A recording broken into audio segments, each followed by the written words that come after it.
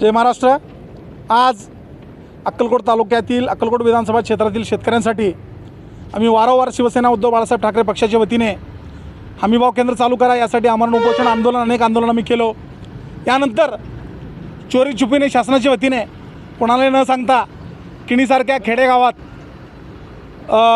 एका सत्ताधारी नेत्याच्या नातेवाईकांना फायदा पोचवण्यासाठी त्यांनी हमीभाव केंद्र केल्याचं ऑन रेकॉर्ड पेपरमध्ये सांगतात। कुठल्याही वर्तमानपत्र प्रत्यक्षात कुठल्याही वर्तमानपत्रामध्ये त्यांनी जाहिरात दिली नाही आणि कुठल्याही शेतकऱ्यांना अद्याप माहीत नाही आहे। आणि त्या कृषी उत्पन्न बाजार समितीच्या बाजूला आमचं कार्यालय आहे ते आम्हालाच माहीत नाही आहे, शेतकऱ्याला कधी माहीत होणार।